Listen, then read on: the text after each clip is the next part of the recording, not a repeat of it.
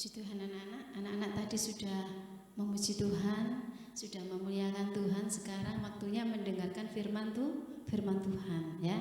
Anak-anak yang masih kecil ini belajar mendengarkan firman Tuhan dengan sungguh-sungguh ya, supaya nanti kalau sudah gede ya anak-anak bisa mengerti.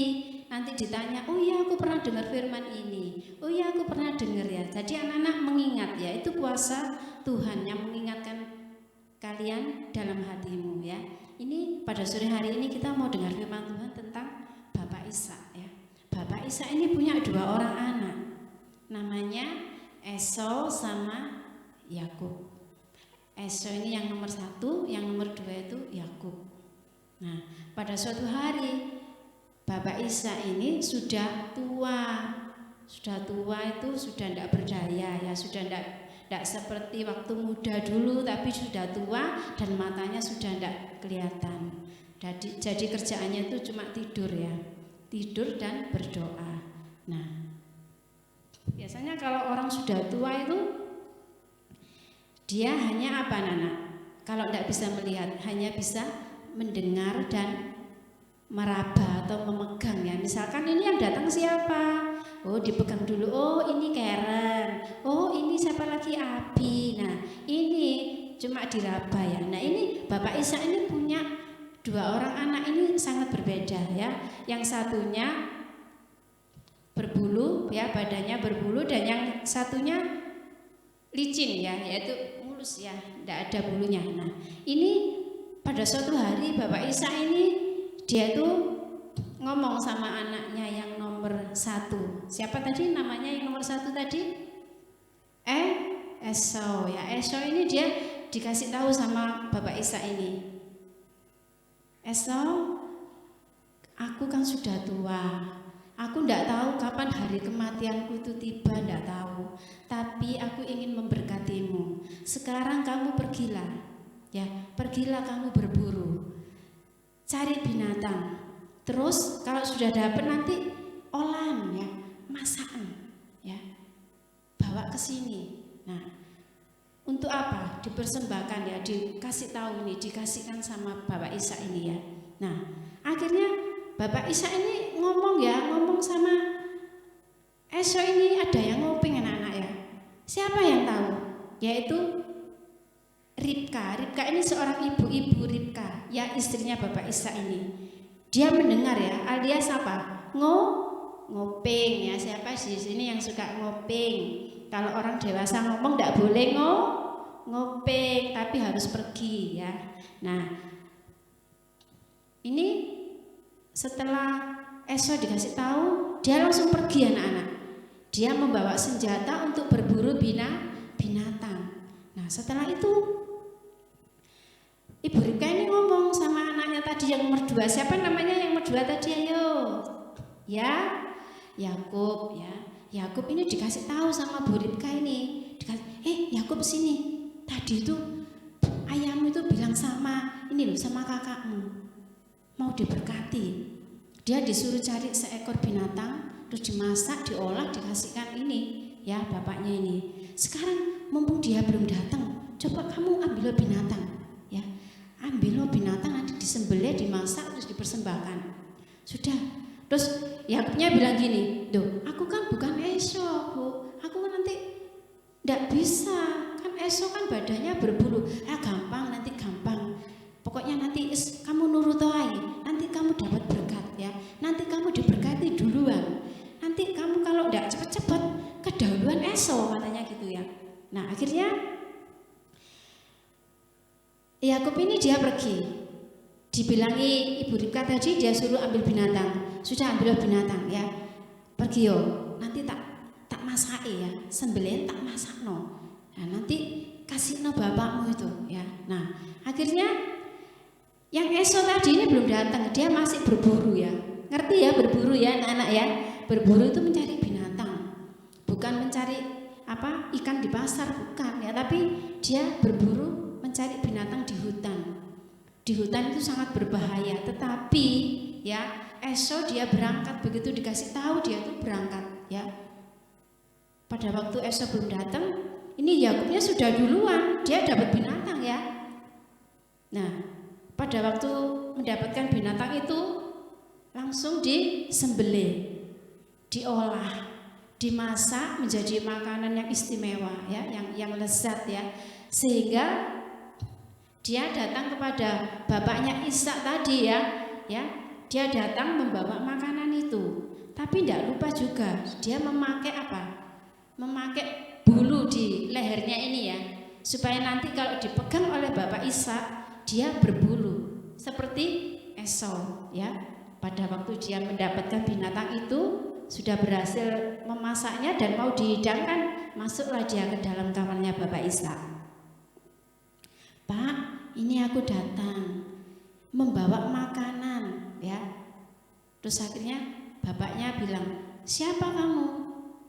Aku Esau ya. Padahal yang ingin siapa? Yakub ya. Yakub dia mengaku namanya Esau. Dia bilang kalau memberikan binatang yang sudah didapatkan diolah ya, dikasihkan bapaknya. Akhirnya sama bapak Ishak disuruh masuk. Dilihat makanannya ya, ini dimakan, diincipi ya. Akhirnya bapak Ishak ini dia tidak bisa melihat, dia hanya bisa meraba ya. Diraba, loh kok ada bulunya ya, kok kayak Esau ya. Akhirnya dia menganggap ini Esau ya.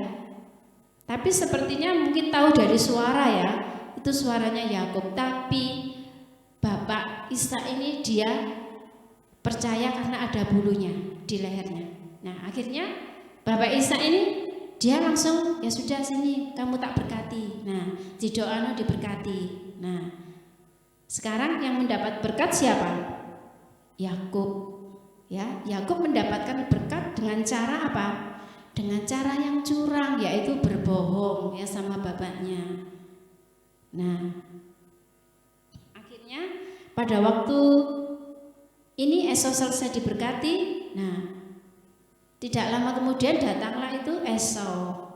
Dia sudah mendapatkan binatang buruan dan di situ dia mengolah binatang itu menjadi hidangan yang istimewa, yang lezat. Akhirnya dibawa ke bapak Ishak tadi. Pak, ini aku datang ya. Ini aku sudah memasak buruanku, yaitu binatang buruanku yang sudah bapak perintahkan ya. Akhirnya dikasih ke bapaknya tadi. Terus bapaknya tanya, "Loh, siapa kamu itu?" "Loh, saya Esau, Pak." "Loh, yang tadi itu siapa? Ya, yang datang tadi pertama itu siapa?" Terus akhirnya bapak Ishak ini dia baru sadar kalau yang tadi itu bukan Esau ya, tapi Yakub. Nah, pada waktu Esau bilang sama bapak Ishak, "Ini aku, Pak." Ya, Bapak ya, masa enggak bisa merasakan ya tangannya ya itu licin kalau tangan saya itu berbulu ya, tapi di situ bapak Ishak sudah memegang anak yang pertama tadi, Yakub, dia berbulu. Jadi dianggapnya itu Esau ya. Nah, di situ Esau bilang sama bapaknya, "Kan Yakub sudah menipu ya, dia mengambil hak saya ya, mengambil hak saya. Nah tetapi ya meskipun sudah dibohongi sama Yakub ya, oleh Yakub, tapi bapak Ishak masih bilang pada Esau kalau masih ada berkat buat kamu ya. Ini anak yang baik tapi dia tidak dikasih berkat yang terutama tadi ya sama bapaknya, tapi di sini masih ada berkat." Nah, anak-anak, di dalam cerita ini anak-anak harus tahu ya, kalau di dalam Tuhan itu harus menjadi anak yang baik. Kalau pada sore hari ini yang patut dicontoh itu Esau apa Yakub? Siapa yang tahu? Yang patut dicontoh itu adalah Esau ya. Dia orang yang baik ya. Tapi Yakub dia mendapatkan berkat dengan dengan cara yang tidak baik, yaitu membohongi ayahnya. Sebetulnya yang diberkati tadi siapa? Yang diberkati itu adalah Esau, tetapi yang mendapatkan berkat adalah Yakub. Nah, di sini salah satu contoh yang tidak bisa dicontoh dengan baik. Nah, seperti anak-anak yang masih kecil ini, ya, seperti anak-anak sekarang ini ya, yang sudah mendengarkan firman Tuhan ini, ya, ini Yakub ini sudah berbohong, yaitu satu kebohongan. Bohong itu tidak bisa ditiru, ya, karena kalau anak-anak meniru bohong, ya, bohong itu artinya bujuk, ya, tahu ya, bujuk ya, bujuki mama atau bujuki papa atau bujuki teman, bujuki siapa saja itu tetap aja dosa, yaitu berdosa. Jadi tidak bisa dicontoh. Tapi anak-anak yang masih kecil ini, ya, mungkin anak-anak masih TK, ada yang kelas 1, ada yang belum sekolah, ya, kita harus mencontoh yang baik, ya. Kalau kita mendengarkan firman Tuhan, mencontoh yang baik, kita akan menjadi anak-anak Tuhan yang takut akan Tuhan, ya. Orang suka berbohong berarti orang yang tidak takut akan Tuhan. Dalam hal kecil apapun, misalkan ditanya sama mama, kamu kemarin di sekolah jajan apa? Padahal minum es. Aku beli roti kok, Ma. Kamu enggak beli es? Enggak, aku enggak beli es, Ma, aku beli roti. Nah, itu hal kecil tapi sudah dilakukan, berarti berdosa. Misalkan sudah mukul adiknya, tapi bilang mamanya, dia mana itu adik? Enggak apa-apa kok, Ma, aku enggak apa-apa. Padahal sudah dicubit tadi adiknya. Nah, ini satu kebohongan yang kecil yang enggak bisa dilanjutkan. Jadi anak-anak yang masih kecil tidak boleh berbohong, tapi harus menjadi anak apa?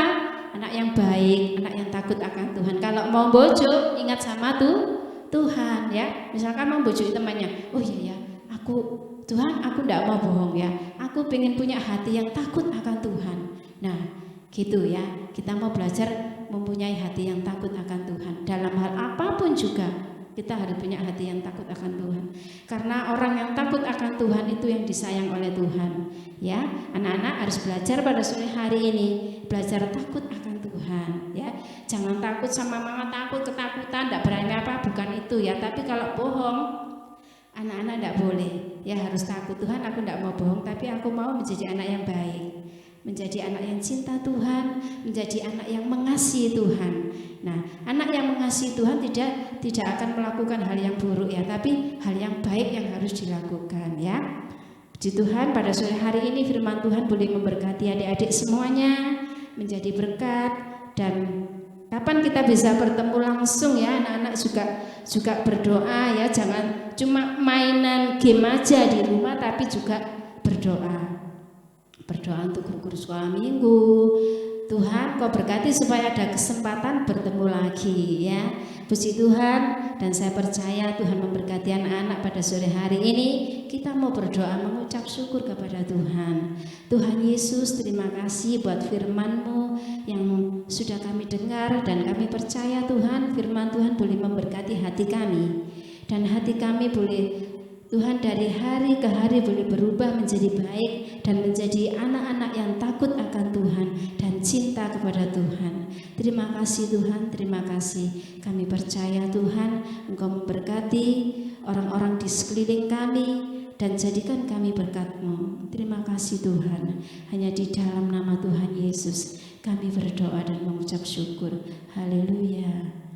Amin. Tuhan berkati.